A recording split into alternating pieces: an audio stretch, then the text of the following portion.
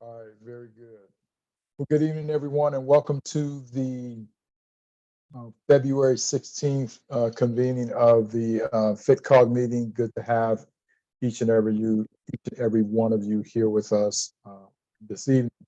I see a couple of people in the panelist section with just initials, LI and JH. Could you please identify yourself so that I'll know, or we will know who you are? LI and JH. I think JH is me, Jadra. Oh, okay. Hey, Jadra.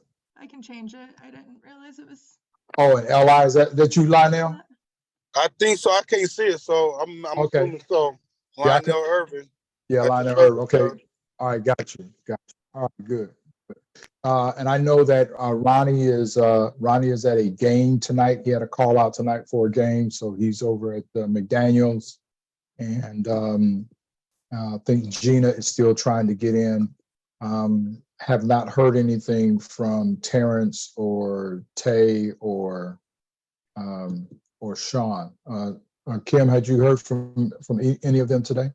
No. Okay.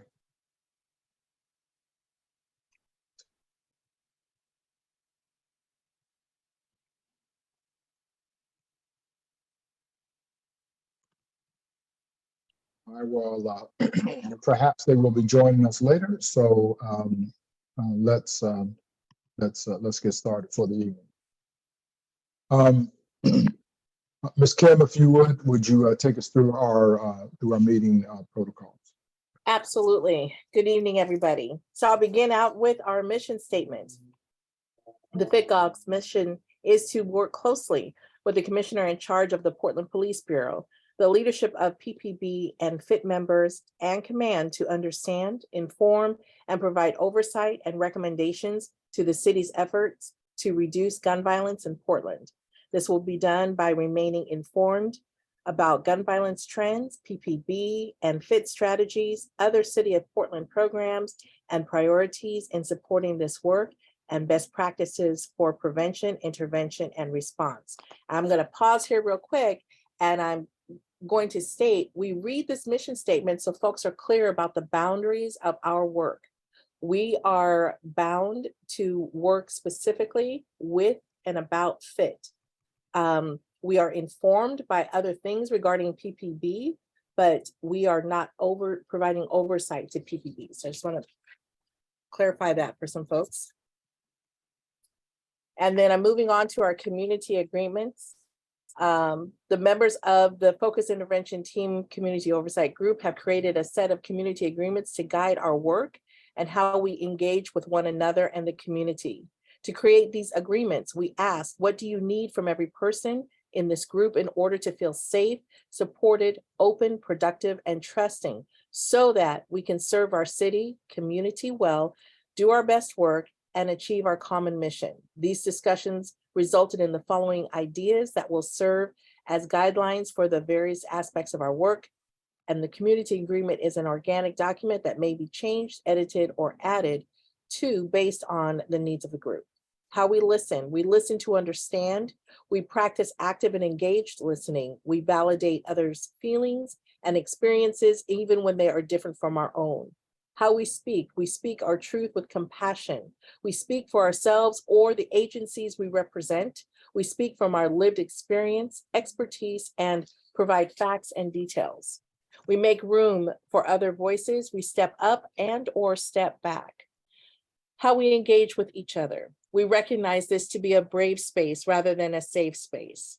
Truth at times will be uncomfortable to hear, but we remain committed to the process of peaceful dialogue. We recognize that trust is earned, but we also assume positive intent and goodwill even when we disagree. We respect the professional limitations of certain roles within the group. We engage in proper self-care outside of FITCOG.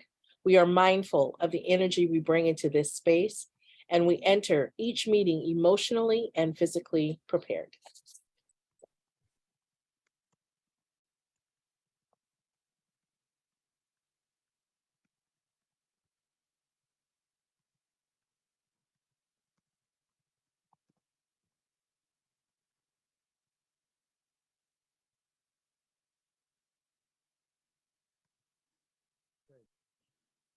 Can you hear me now? We lost you, Pastor Ed. I don't know. How about now? There you go.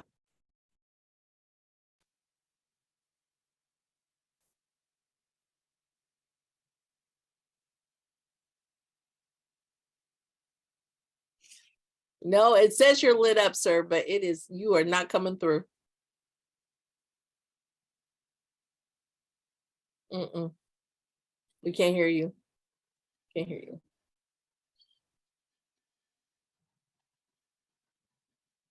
How about now? Yes. Okay. Yes. So much for brand new headphones. All right, Ms. Kim, can you go back and read the opening part of the mission statement again? The FITCOG's mission is to work closely with the commissioner in charge of the Portland Police Bureau, the leadership of PPB, and FIT members and command to understand, inform, and provide oversight and recommendations to the city's efforts to reduce gun violence in Portland.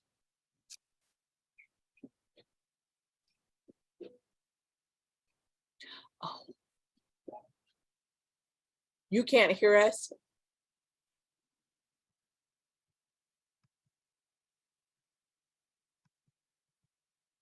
Says you're connected. Okay, now I can hear you. Okay, you want me to repeat? Yeah, go ahead, please.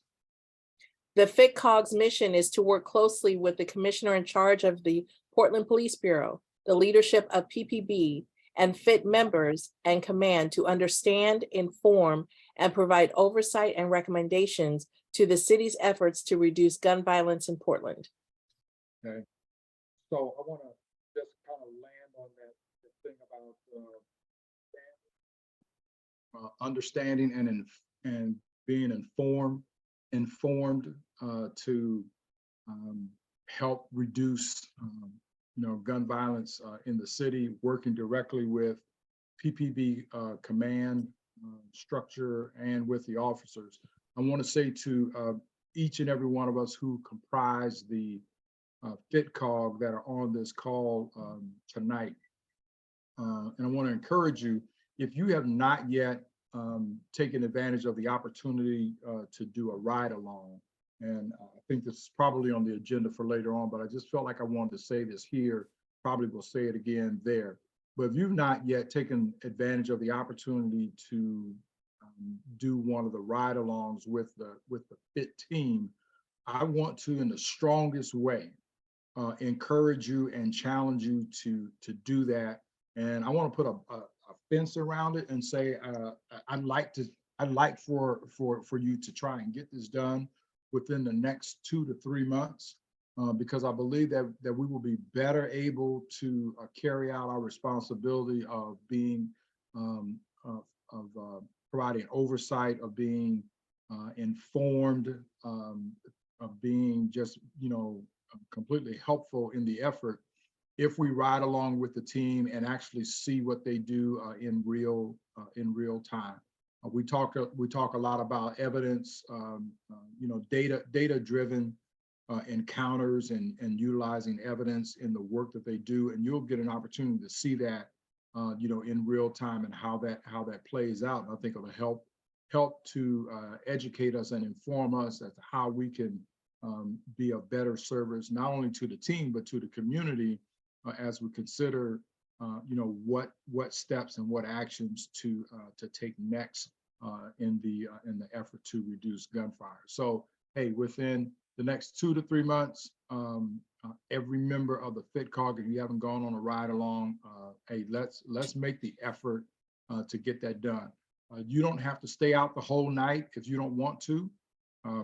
Go for as long as you can. I believe they will even come by your home if that is an issue and pick you up so that you can ride along with them, and then they will bring you safely back home. Some of us are just like, kind of hardcore. And so, you do like I did, you go for the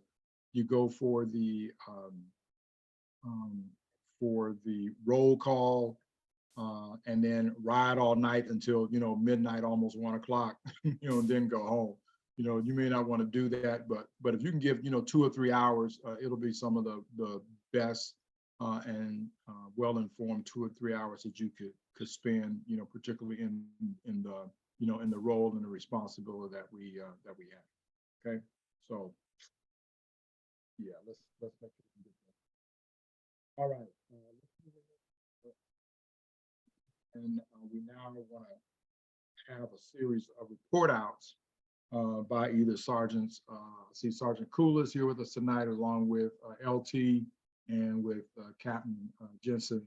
So going to turn this over to you guys. And if you look at the agenda tonight, we're kind of broke it down into about 4 areas that we want to have you speak to specifically tonight. Obviously, we want to hear about the activities that the FIT team has been engaged in over the last couple of weeks. And then I believe there are some 2022 statistics that can be shared with us on tonight. And then just want to talk briefly about the status of the detached officer job announcement. So, gentlemen, those are the categories, and I will leave it to you all to decide how to address those in the order that you seem is best for tonight. Yeah, we'll have Kula go first with the FIT team report. And then I'll cover some of the stats, and I'll probably have Captain Jensen talk briefly about the detached posting, and that should cover that. So Do you have other than? All right, very Sergeant Kula. Okay, I'll look and see. All right. For our report, got a couple good traffic stops of interest. Got a couple illegally possessed guns off the street. One was on the 7th, and right around, I think it was 9:30.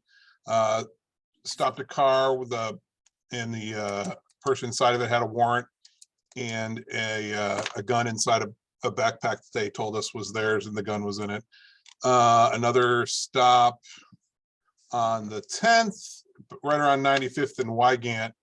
A couple were riding in a car. They got stopped, and there was a gun on the floor in the car, and a woman was arrested for unlawfully possessing the firearm. Let's see what else. We responded to quite a few shootings the last 2 weeks. The biggest one of note, there's been a series of shootings right in the area 122 and Burnside, 119 Ankeny area. East Precinct has responded to some shots calls on the 3rd of February. The first one right around 8:30. They found some rifle casings out on the street, and then a 40 caliber casing out on the street. Witnesses just said 2 males wearing puffy winter jackets were firing rounds to the west. Later that night, right around 9:30, same 2 listed males as above. More shooting right in that area, and a caller called in and said that a named subject was actually shooting at his girlfriend down the street at that time.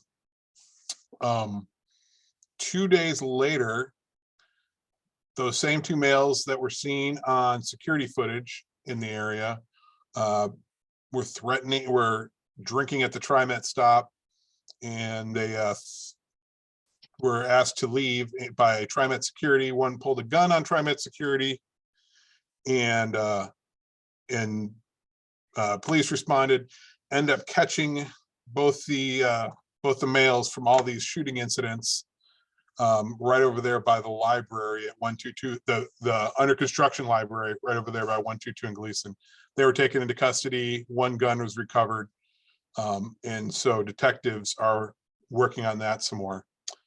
Couple other shooting responses on the 8th, right around 9:45 East, and FIT officers went to a shooting and with a possible suspect, or excuse me, a possible victim down in a residence driveway. Someone called in and said that the person that was down in the driveway had been shot. FIT and East Precinct responded. Basically, no one was shot, but it was 2 different groups shooting at each other from different vehicles. They did talk to the one subject that was in the in the driveway. They determined he was not shooting, but he was definitely in one of the cars that was involved in the shooting. And that investigation is continuing. One more pretty good investigation. On the 9th, there was a shooting down near MLK and I can't remember the cross street. Do you remember, Lieutenant? Wasco. Wasco. Okay, yeah. Shooting down at Wasco, it was a non-injury shooting, but there was some nearby businesses that sustained some damage. North Precinct responded and with the help of some of our FIT team investigators also went and they were able to get some video footage and talked to a couple witnesses, figured out exactly who this person was, actually got video surveillance footage of this person walking through the apartment complex with a handgun and a rifle. North Precinct officers with some FIT officers wrote a warrant. FIT and the CERT team served the warrant yesterday at the apartment, found some evidence. There's an arrest warrant for the subject. Currently, he was not at the apartment when we went there for the warrant. And then today, FIT, ECST, we were tied up. We were helping with a funeral detail from a homicide about a week and a half ago. And that's about all I have for my report for this week. All right, very good. Any questions for Sergeant Cooler?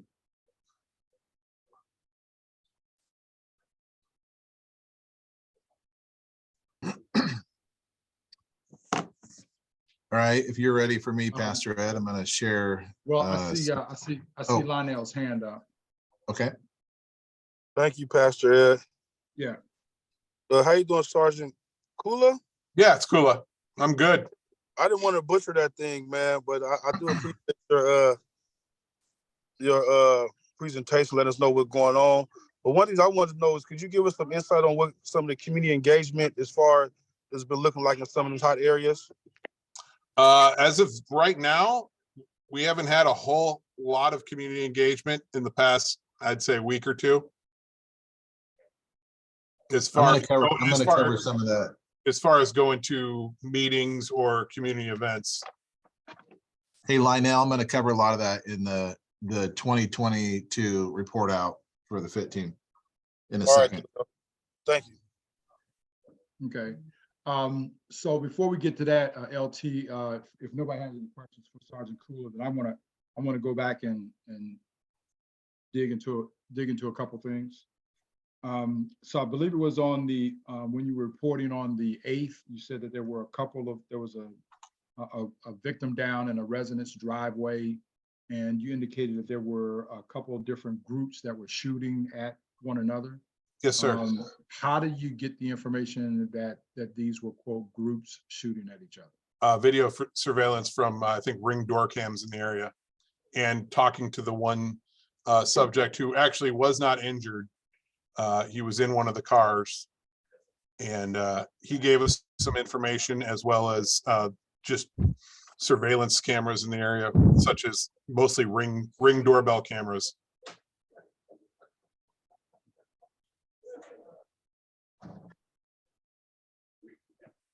Okay. And then going back to the 2 stops that you mentioned on the 7th and the 10th. Yes, sir. Can you tell us what data or what evidence precipitated those stops? I don't have the data in front of me for those, as far as why we were concentrating in those areas. Mm-hmm. I don't have that data with me right now. I'm sorry.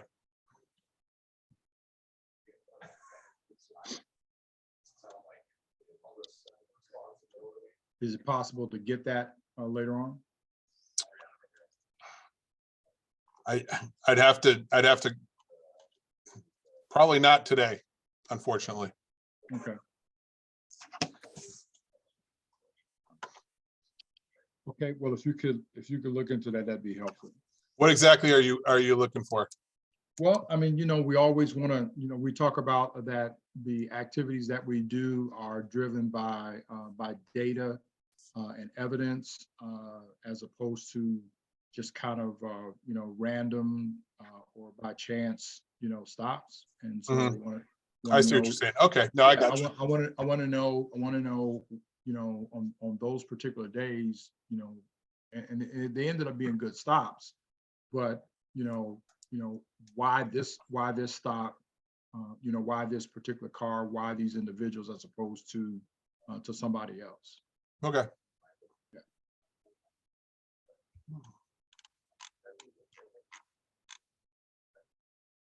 Okay, Lionel, I think, was your hand back up again? No, I was just gonna clarify the question, Captain, Pastor Ed was what this 2 stops was for, but you dug that back into it. All right, okay. Okay. All right, LT, I'll turn it over to you unless there's anything from anybody else. Okay, I'm going to put up a few documents. Let me share this one first.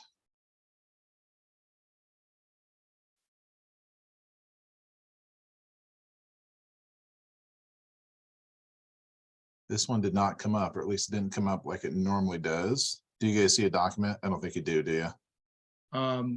I do is kind of split screen. Oh, okay. There you go. So we'll just focus on the numbers here, the blue, the stuff in the orange. I'm going to pull up in a different document, but just kind of a recap of the numbers. You can see back in 2021, the number of shootings we had for the year, the number of homicides by gunfire, the number of people injured by bullets, and then casings recovered. Go to 2022. So we just closed out 2022. 1,306 shootings. And we kind of changed their criteria. We had suicides were included, and we took that out. So they're pretty similar years. We did go up a little bit in homicides to 101. Hey, LT, can I stop you right here? So you got some, Yes. you got some SFR, a portion of an SFR document up on the screen. Did you want to leave that there? Do you want to? Yeah, and this stuff's like more than a year old. I haven't updated that, but let's see if I can get this onto one page. It's not super relevant with this. It's pretty general anyway. So Okay. okay, That's fine. Yep. No, I appreciate you noticing that. So you can kind of see the difference between 2021 and 2022. The injury shootings, pretty much the same. Casings recovered, pretty much the same, slight increase. For 2023, for this week, we had 25 shootings. For the year, we're at 140, and we're at 8 homicides, 6 of those by gunfire, and 39 people injured by gunfire. So that's kind of where we're at. These numbers here for kind of the first month and a half are slightly down. So that's a good thing. Hopefully this will be a trend we can continue for the remainder of the year. So that's a positive thing. Any questions on these numbers? I'm going to share a different document with you here in a minute. Yeah, hold on for just a second. Okay.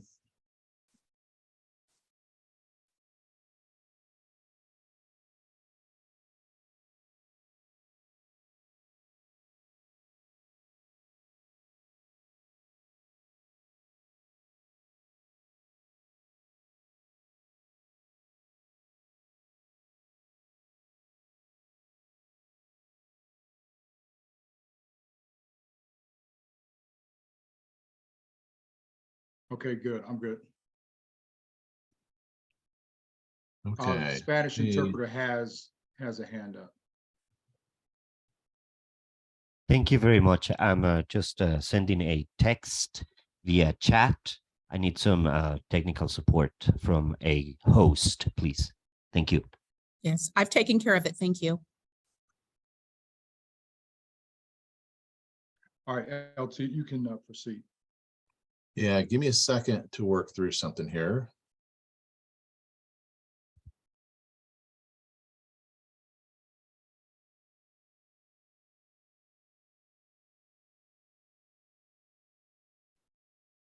Do you guys see the second document that I just put up? Yeah, that begins with the FIT data for 2022. Yeah. Okay. So this is a document that is kind of a year-end review. And so I pull some of the data from our FIT dashboard, which is a system that our Strategic Services Division keeps. So every time the FIT officer attaches to a call or puts themselves on a call through our computer system, it logs it and they keep track of all those numbers. And so for the year in 2022, the FIT team conducted 736 traffic stops. That sounds like a lot, but when it's broken down to, and this breakdown was based on an average of 8 officers a day. We have 12 that work, but there's people that are at training, vacation, that sort of stuff. So we average 8. They're in partner cars, so 4 cars a day. It came down to about 1 stop per partner car per day. So that sounds pretty low, but it shows that the officers are very thoughtful, very selective, and trying to use, data, intel, and target the right people, which would be the repeat shooters. We cannot release the stops data yet on the demographic breakdown, but that is something the Police Bureau, I think, will get from SSD, the Strategic Services Division, in the next month or 2. And then Chief LaBelle has a chance to review it. I think the city attorney's office, and then it gets released publicly. But I think we'll have that stops data report for 2022 for the FIT team in the next month or 2. LT, Yes. would it be correct to say that, or help our understanding? So is the stops data that's only released on an annual basis as opposed to a monthly or quarterly or weekly basis? Yes, thank you for clarifying. I should have said that first. And the reason why it has to do with being in compliance with state law.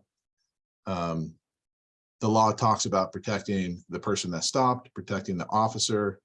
The more data and time away from the stops makes it more anonymous, which is what the law requires for stops data.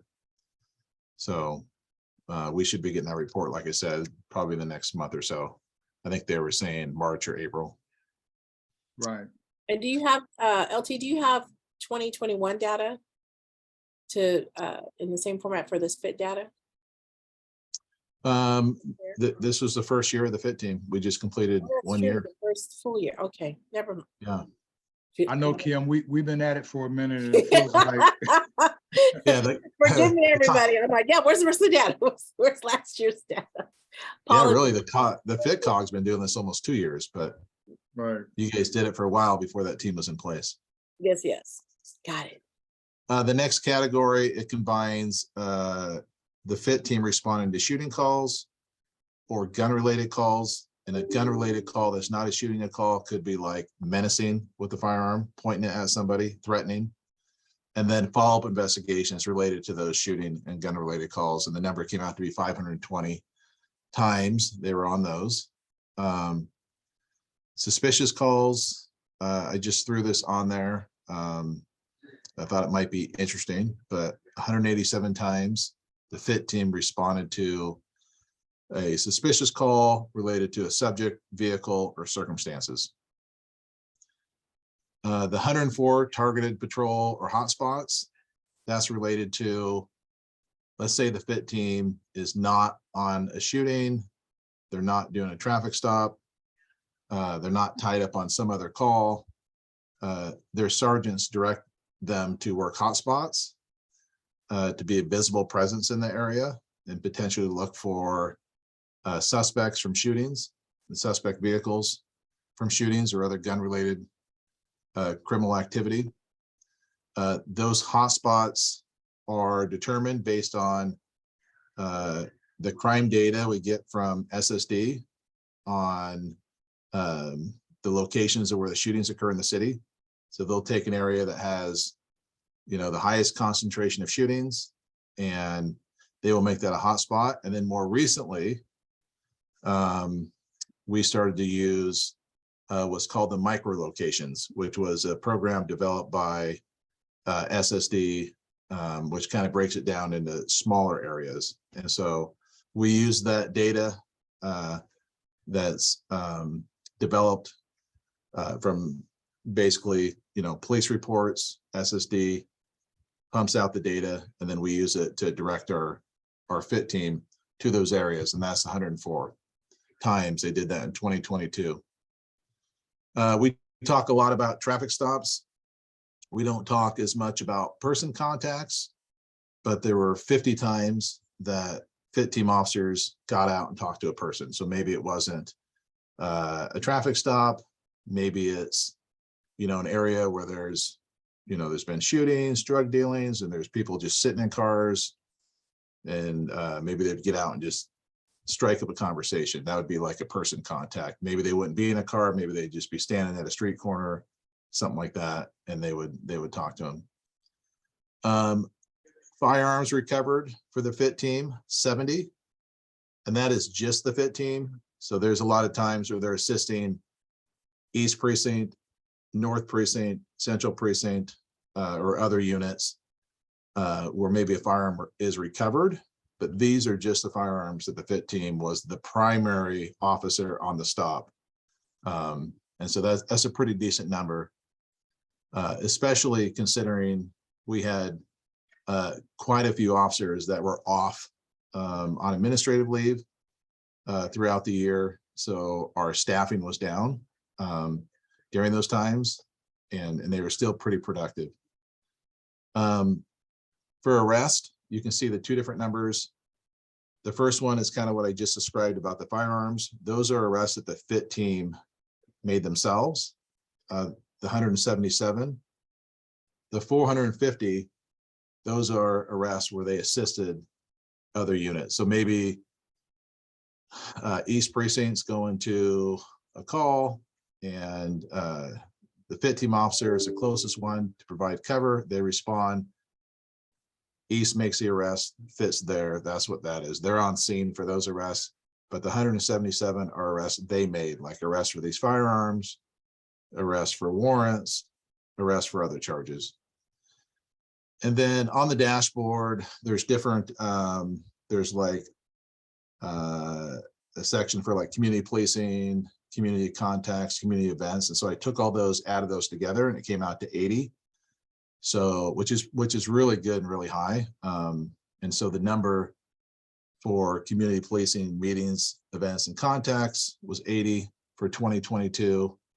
And then you can see some of the stuff on here. Got Lionel's, Dawson Park, Love is Stronger events, Muslim Community Council, the African American Council event at NoHo's.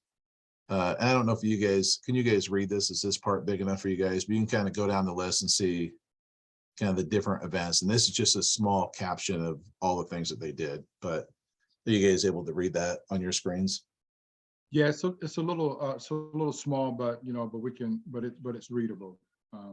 I could probably make that part bigger. There we go. Yeah, okay, there you go. Yeah, that's you go. getting bigger. Probably right there. That's good. So kind of with this, just to kind of recap it, on this document, it talks about some of the challenges, and, the challenges are City of Portland saw the worst year on record. And that included 101 homicides, 494 people hit by gunfire, approximately 1,300 shootings. That's an enormous challenge, but I think the FIT team was up for the task. Management, we've talked and we've seen great strides by the FIT team, really kind of getting to basically getting good at their craft, learning their job, knowing how to use the data to be in the right areas to stop the right people. Initially most of the FIT team officers had little to no experience in doing this work.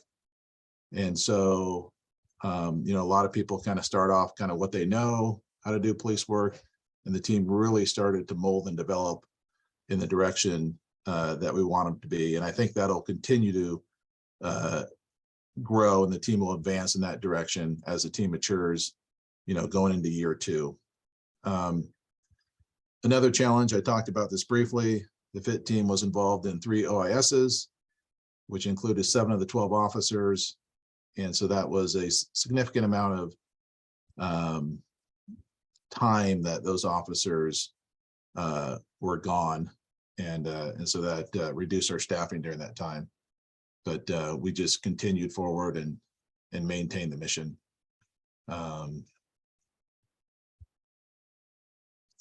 And I think that is pretty much it for that. Any questions on any of this?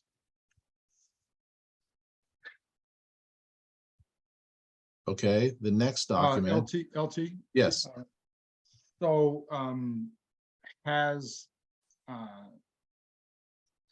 the command structure set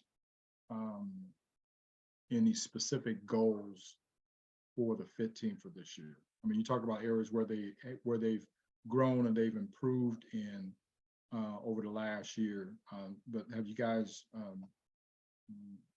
have you set any specific goals that either that are in furtherance of what they've already done, or have you added something new to some new expectations of their work that they didn't do in 2022 as you like to see them do in 2023? Yeah, I think it's more the same. I'm hesitant to say, hey, you got 70 guns, you need to get this, right? You got this many arrests, you need to get this. One, you can't control or predict, you know, the workload that comes in, the number of shootings that will occur, the opportunities they have. But you can generally, whether it's really busy or not as busy, direct their work the way we want to see it.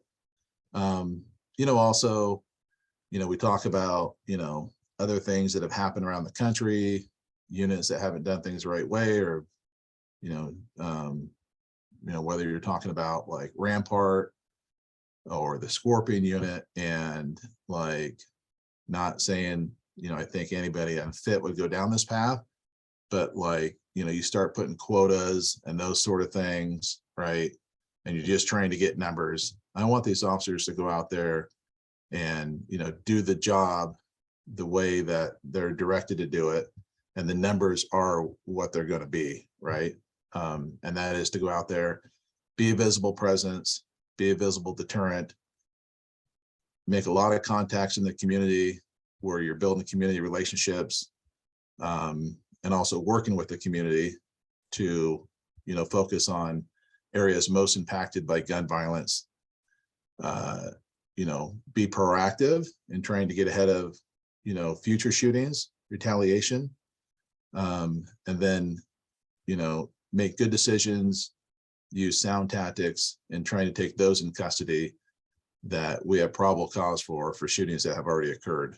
And so, you know, in that, you know, they'll come across, you know, subjects that are carrying firearms, you know, they'll come across people that have warrants, you know, that sort of stuff. But, you know, the getting back to the targeted patrol hotspots, I think that is something that will always continue to try to improve. We started out just using crime maps that basically had, you know, dots on it, for lack of a better way to describe it. And the highest concentration of dots, and the dots representing shootings, would be kind of the areas that we would just kind of, you know, mark out, hey, this is a hot spot. Maybe it's, you know, Stark to Division 162 to 148 has a high concentration of shootings. You want to be there.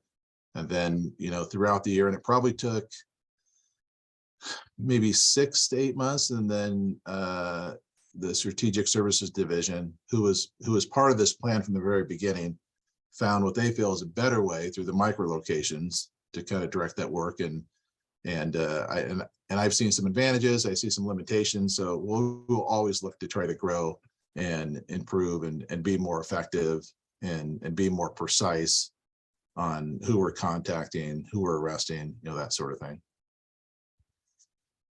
All right, very good. This next document, and Captain Jensen may have other stuff to talk about, but I know he did the final edit on this, and I looked at it too, and I thought the COG did a really good job. But as far as the detached posting, make sure I pull up the right one here.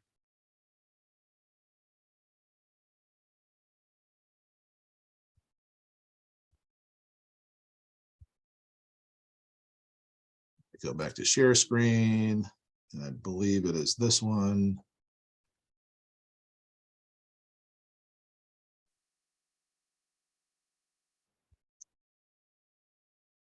Nope.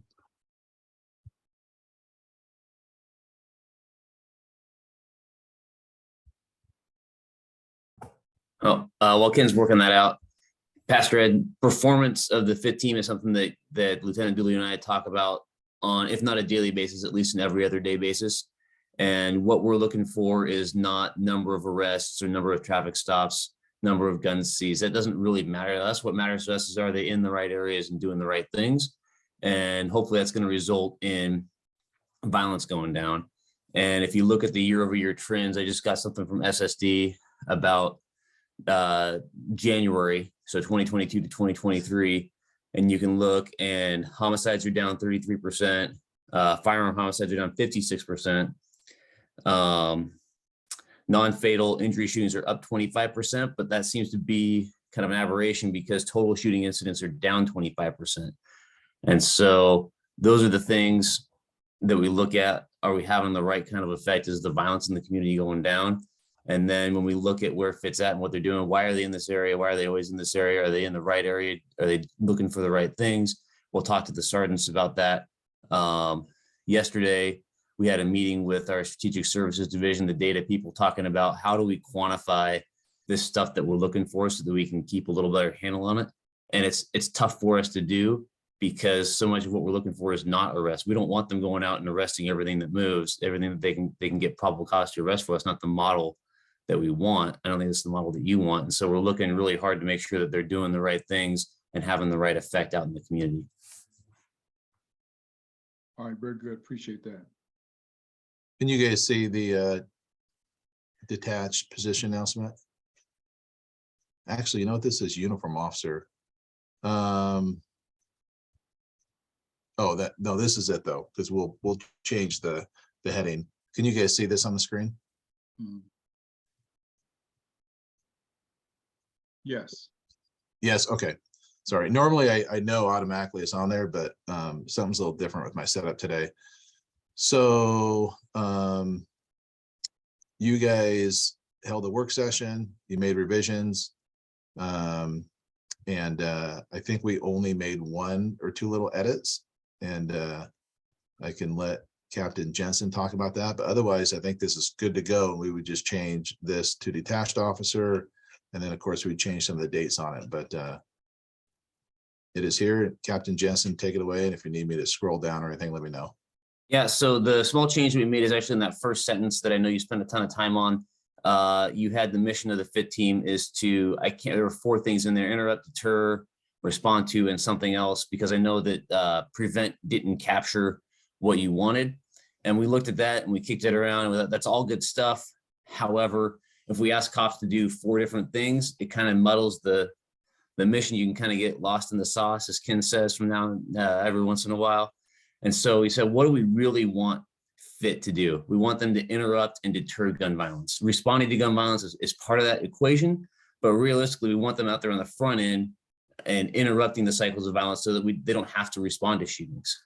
And so that's kind of where we ended up. There was one small grammar change somewhere else where I think we added a comma or added like a being or having or something like that, but there was no other substantive changes to the announcement. I thought the COG did a very good job of reviewing it and updating it to reflect kind of the thinking in 2023. Okay, and then just generally on this, Pastor, is we were looking to post this by next month, but the Assistant Chief, Art Nakamura, asked us to hold off a little bit.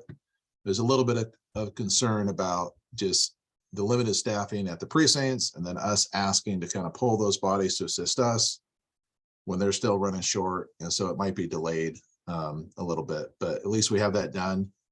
So when we get the green light, we're ready, we'll be able to post it right away.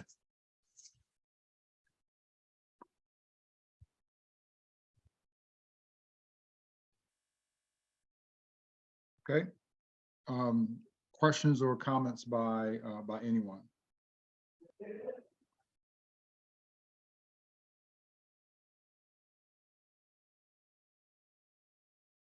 Terrence, I'm going to pick on you because I know along with the rest of us, you were pretty we were pretty engaged in that first sentence of that what do you call it, of the job officer announcement. So seeing that scale down language, how does that sit with you? Listen, the fact that it was only that, I'm impressed. So I ain't got nothing, to be honest with y'all. I don't think those few words change what we're trying to do. I think, again, even during those meetings, we wanted to pack that thing down as clean as possible. You can't help getting officers' feedback on something that they, particularly applies to them, and they didn't want to destroy that thing. So I'm happy about that. No fight, Dulio, Jake, Brad, no fight out of me. I'm good, man. I ain't got nothing. All right, very good. All right. Okay, well then we'll keep our eyes on things and stand by to hear more from AC Nakamura on when we can get the green light to move forward with this. Lionel, I see your hand. Thank you, Pastor Ed. Oh my God, my bad. I'm done me to get my guy. So the question is for Dulio. How you doing, brother? And I want to know, I really do appreciate you guys' community engagements part, getting out, talking to people.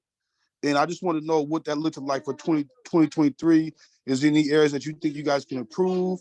What areas that you think you guys did good at? And just kind of feedback on that part of it.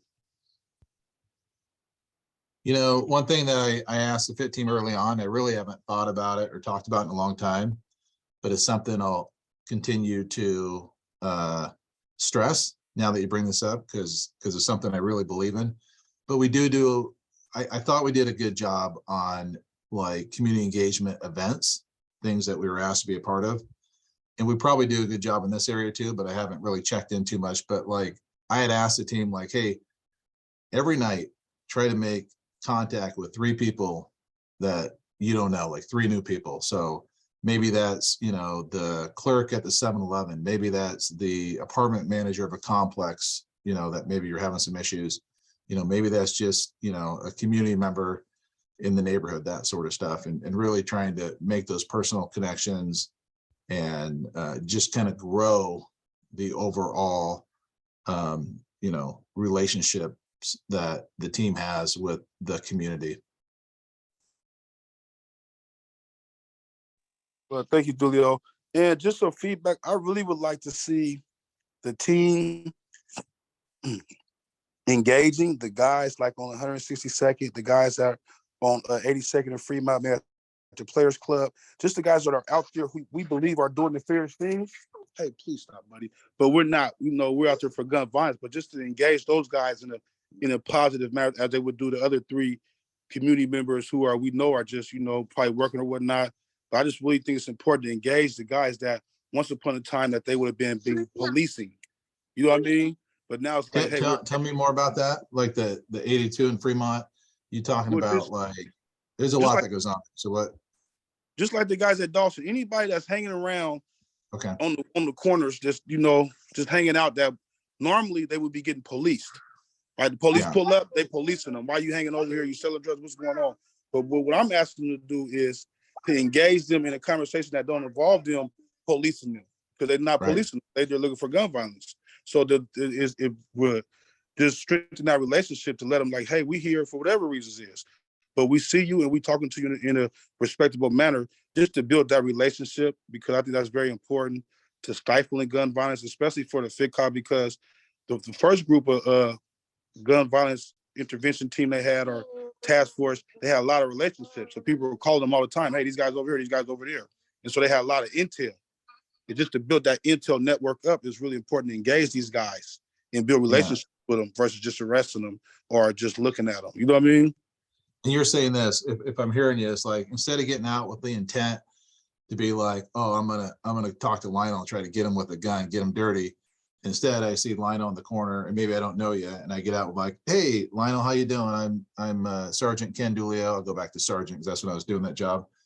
And like, hey, we're out here doing this. Like, you know, you from the area? You know, what is your take on stuff? And, you know, how could we help the community, you know, become a safer place, or that area, that sort of thing? You're saying with the intent of just kind of building that relationship, not like the intent of trying to catch somebody dirty. Yeah, because they're not. They're actually there for gun violence. So a lot of times the guys are hanging around just selling drugs. The FIT officers are going to not really, you know, give them a lot of attention unless they commit gun violence, because they're going to be real focused on people who are shooting or shots being fired. But so they'll be in areas where guys are just standing on the corner though, doing whatever they do, right? They might not be shooting, but it's a hot area. So I'm saying engage those guys and build relationships with those guys who are occupying the area. Yep. No, I think that does a ton of things. One, it like breaks down that barrier, like the nervousness between the police and a community member. Two, like the contacts and like information that I would see officers get with just, you know, people that you maybe don't think know much. They know so much, right? And they really help guide you in the work you do. And then they feel like that connection between the police and the community kind of working together. But yeah, it's amazing how much more you think you know, but then when you talk to someone who's there every day, oh man, they know so much more. And so 100% agree with you on this. So I was just saying that, Dula, because I would like it to be an emphasis.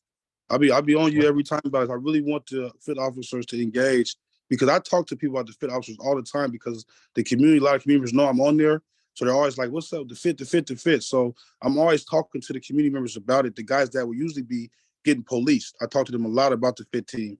And one thing I always tell them is that they might get out and engage you. And they be like, they never engaged me, or when they gonna do that? So I really want that to be a part of the process, because some guys is just scared themselves. So they looking to make some police friends for real.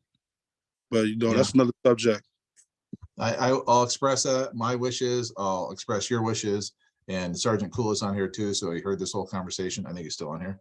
And actually Daniel Trummer is on here now too. But yeah, definitely we will talk about this with the team.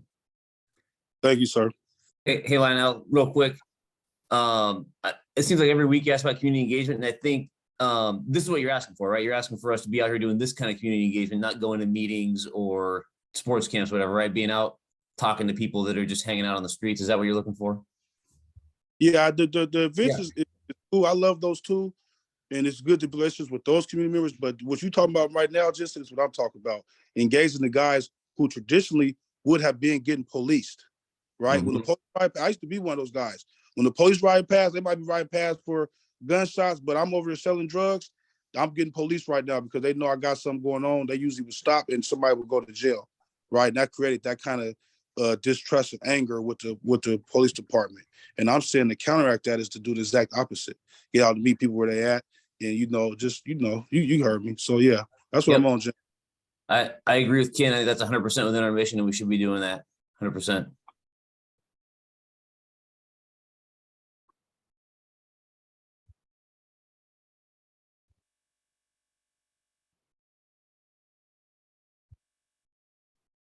All right, I was writing myself a big old note on that one so that we can make sure that we keep regular follow-ups on that, and obviously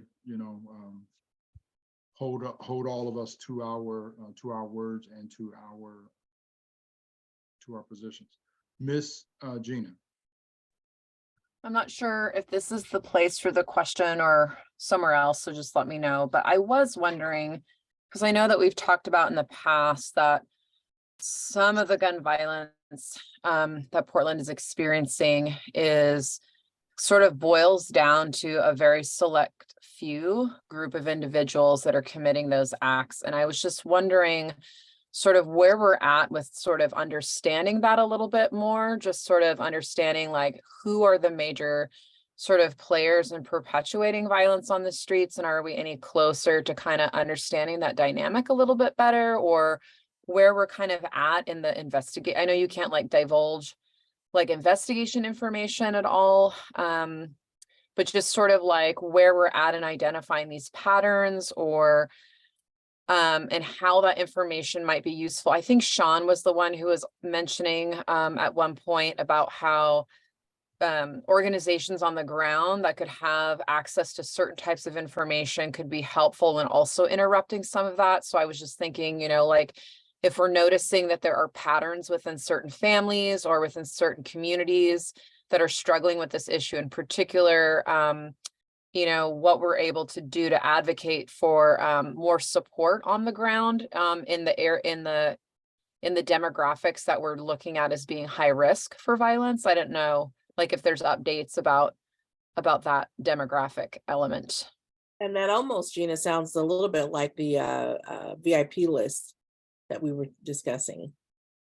Yeah, I don't know. Yeah. And so like, I don't know what PPP is able to do currently in tracking that information, or maybe someone could kind of share your thoughts on that, or yeah. I got a lot of answers. I think I'll give you the general one, and then maybe in the confidential, we could talk a little further about it. And some of it is just because the mayor's office is about to, you know, sign some contracts. Pastor Ed knows about this, and you know, it's kind of for them to, I can't speak before I should, I guess, but we can talk generally. But what you're kind of talking about is sort of like an Oakland ceasefire focus deterrence model, where the goal is to focus on the highest risk individuals, which a lot of times are the repeat shooters, the few that do the most.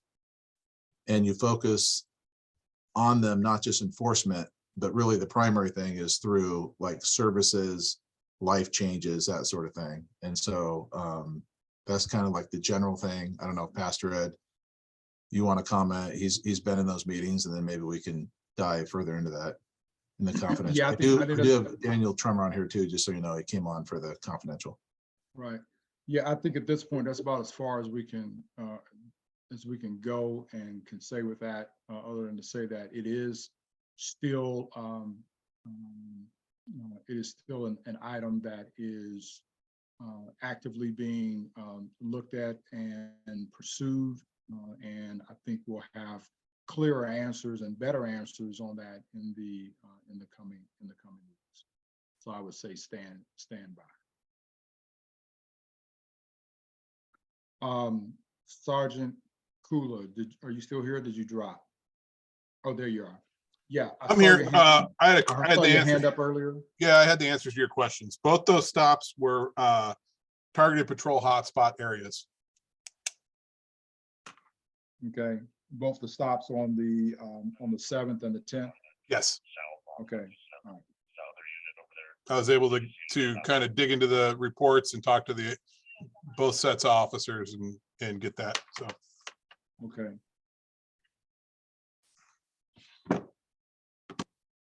All right, appreciate that. Okay. No problem. Okay.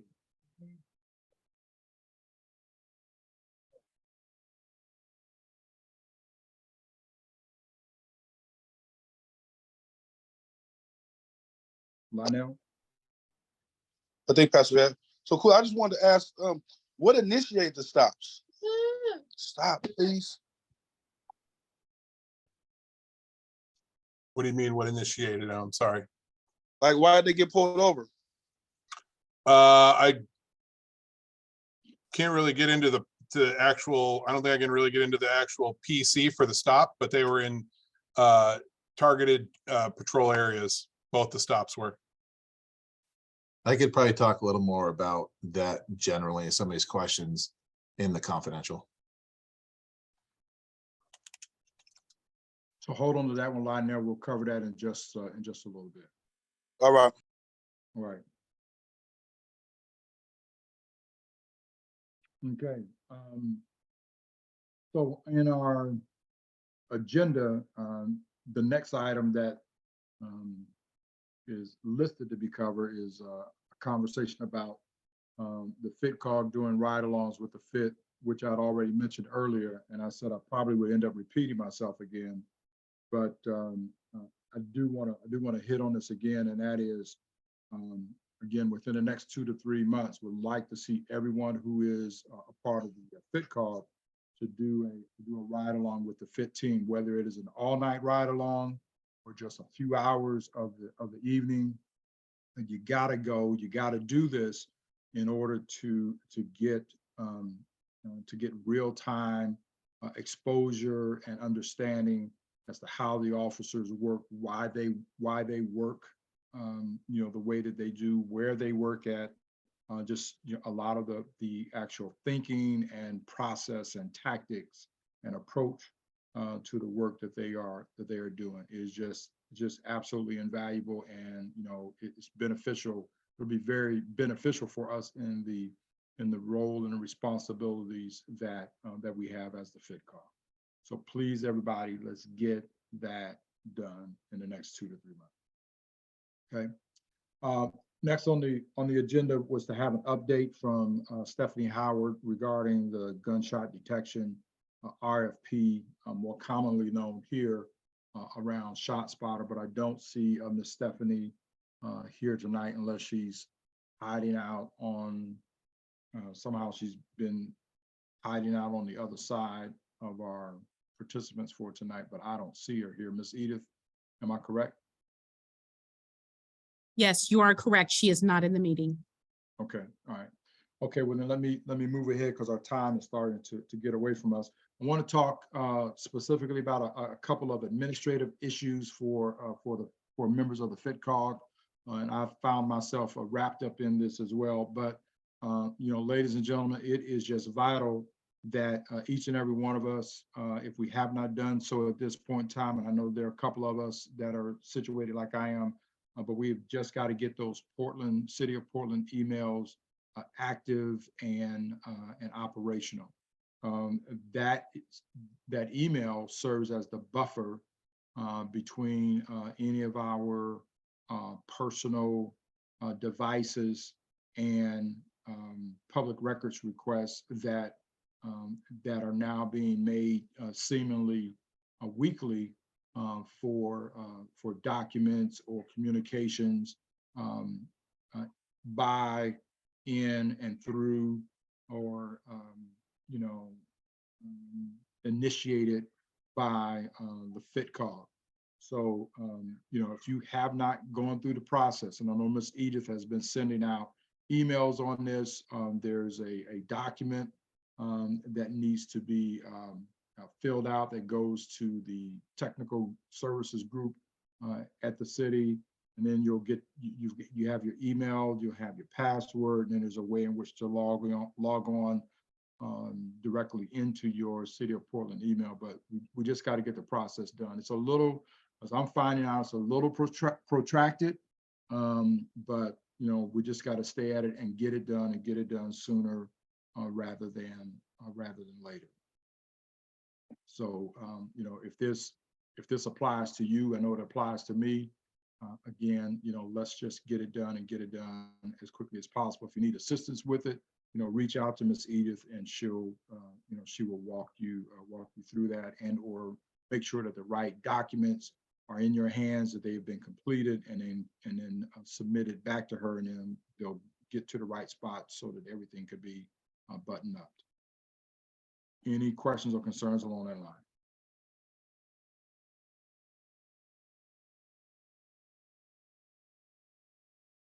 Next item is we had begun some early conversation about possibly holding in-person meetings, and so you know, I expect that we'll get back to that, you know, shortly.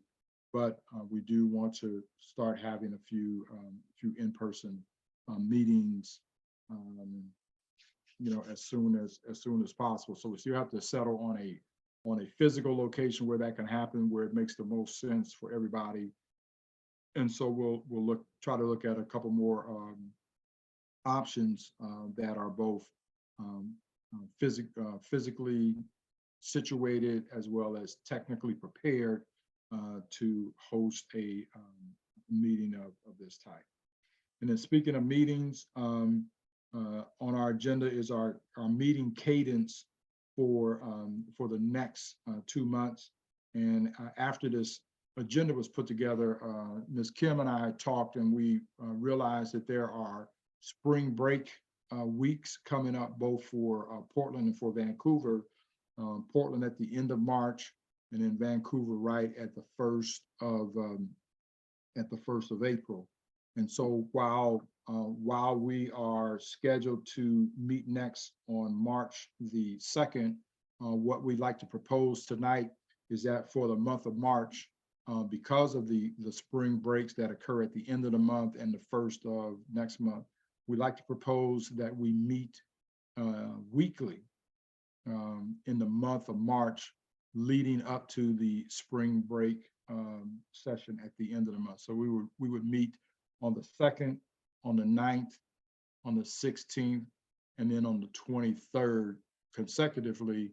And then we would break for the Portland spring break, which is the next week, and then the Vancouver spring break, which is the following week, and then come back after that.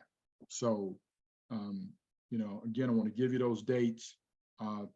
Think about it tonight and tomorrow, and then I will reach out to you to try and get basically kind of a straw poll on folks' availability. So when we get to the month of March, our next scheduled meeting is March the 2nd, and then we want to continue on and then go weekly and meet March the 9th, March the 16th, and then March the 23rd, and then do a 2-week break after that. Okay, so that's the cadence that we like to do in light of the spring break weeks that are coming up. All right. And at this point, I want to now move to the public comment section of the portion of the meeting.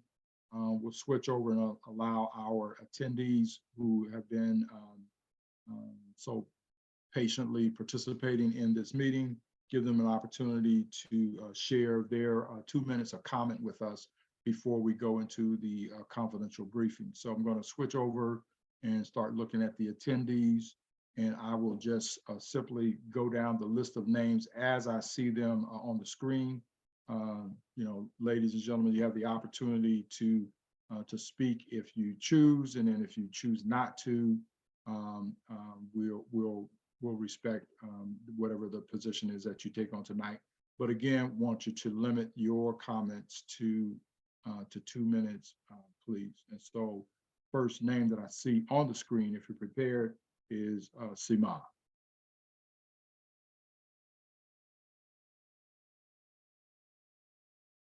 Miss Edith, if you would unmute him. Greetings, everybody.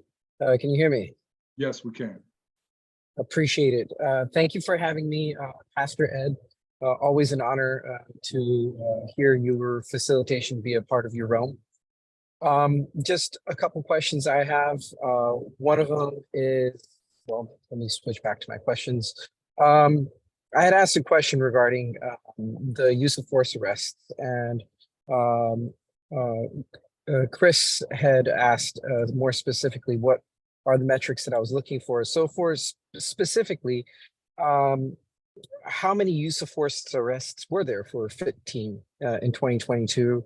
I know the demographic information is pending at the moment. I did hear that earlier, but what were the top initiators of the stops and contacts? Like, what are the most common reasons, maybe top 2-3 reasons that these stops or contacts are initiated?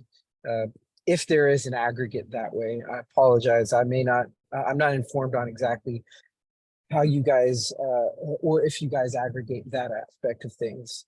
And then also, finally, for Gina Ronning, she said something regarding that gun violence being rooted in more specific groups and players, and how to basically really identify those and what processes are taking place on those. And I think the VIP list, which is horribly named, was signaled as one of the tools to be able to create that aggregate. My question for Gina is, what has given, what is more specifically speak on the idea of what is driving the understanding that it's more relegated to more specific groups than it being a more dynamic situation. Thank you.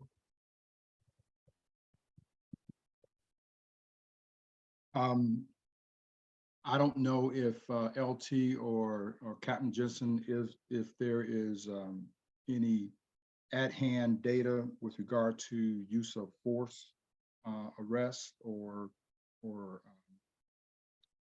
common reasons for stops that you guys can comment on, at this point in time. I can briefly say, and that's a good question. That's actually something that I'll add in the report out. The number of times the FIT team used force was very low for 2022. The 3 officer involved shootings, those were incidents where officers used force, deadly force. And then we had just a handful of, a couple of takedowns, maybe one pointing of a firearm, but our force numbers are really low for the amount of stops and contacts and arrests that we made. And in 2022, the team did not receive any internal affairs complaints. And so that's something that we strive for, use the least amount of force that's necessary. And then also to, not have a lot of complaints coming in from the community. Some you can't control. I actually expected a few. We didn't have any, but that's something I'll look into and get the exact numbers so we can report that out so it's accurate. Okay, all right, very good. And then do we have a most common reason for stops? What's the data tell us? Same thing. I'll go back and look, and we can get that information too. All right.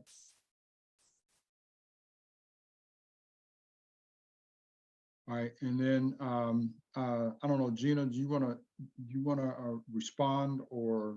Yes, I can respond. Sure. That's fine. No, and I may not have articulated my question well, but my question is actually to get clarity on the very question about the demographics.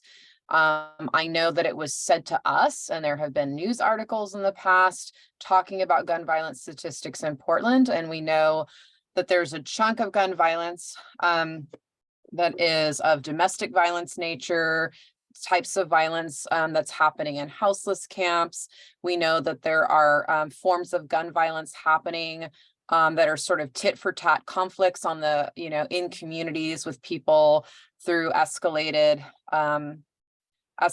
conflict. And then we also know that there's, affiliated groups, and there are gangs in Portland. They exist. And so the clarity that I'm asking for is what sort of investigative tools or methods are being used to kind of identify demographics as a way to better address the root causes, right? So, for example, obviously domestic violence forms of gun violence or neighborly conflicts might have a different way of how we would approach root causes of that violence than we would with gang affiliated violence. And so I'm hoping to get clarity on, the types of gun violence, that the trends that we're sort of seeing as far as demographics, and then figuring out sort of, what are the tools that PPB has currently that are helping them identify that or look at that, or if there's ways we can start having more conversations in the community about that.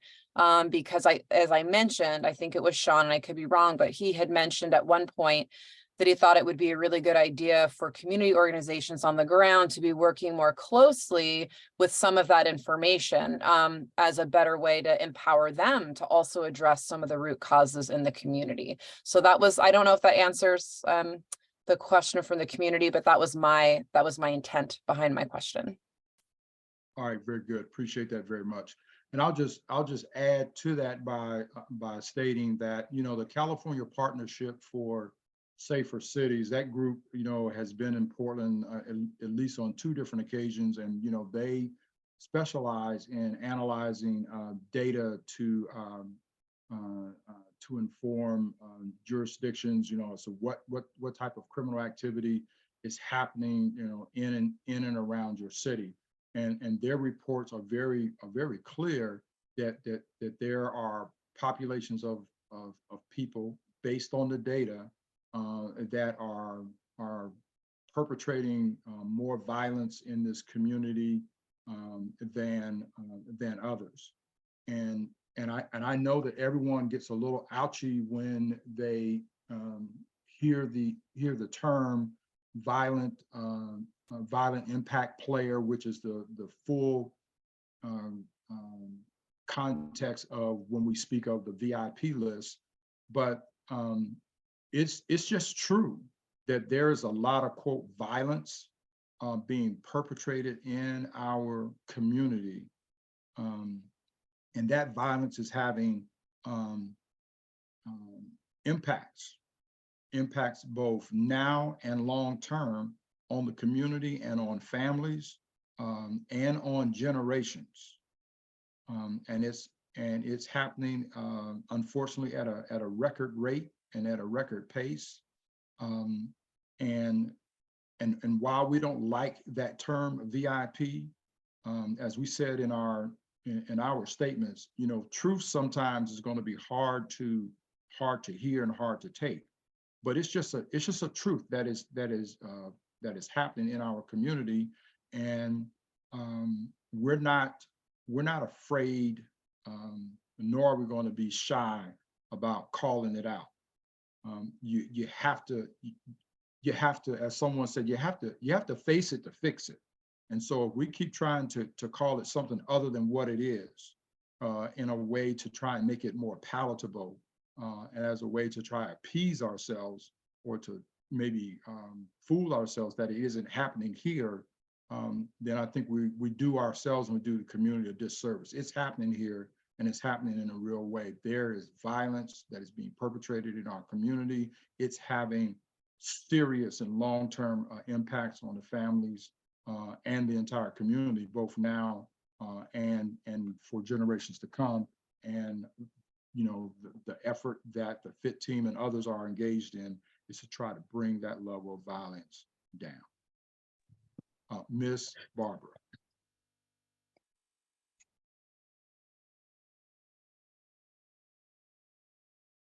Okay. I don't have a specific question. I have lots of different questions just about the jargon and the acronyms and, you know, the terms you use to talk about the work that you do. But I feel like I'm here right now to listen and learn. And I want to thank you so much for all the information that you've shared. And I'm a member of IPAC, so I think Gina and Pastor Ed, they might know my face. Yes, we do. Thank you, Ms. Barber. Appreciate that. Ms. Corinne.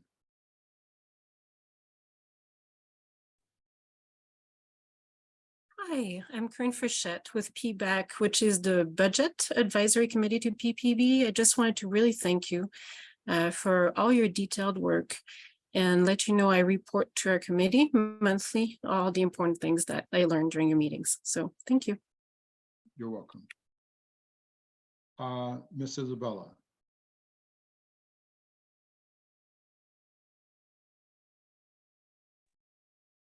Hey, I'm Isabella Garcia. I'm just here from the Portland Mercury tuning in.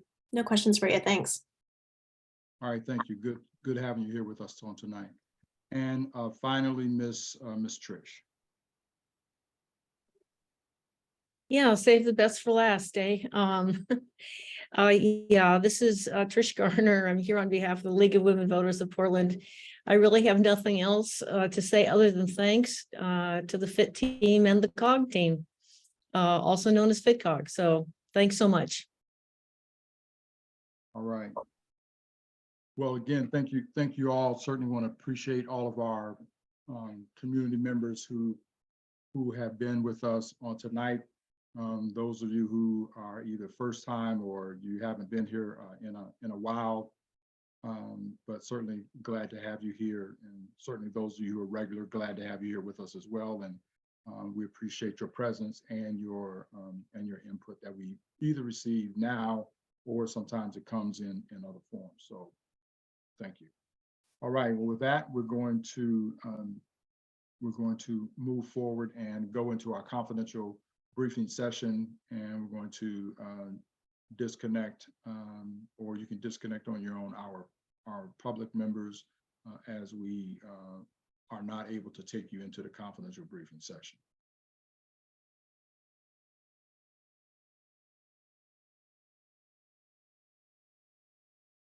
Okay, looks like we're clear. Miss Edith, if you would you stop the recording?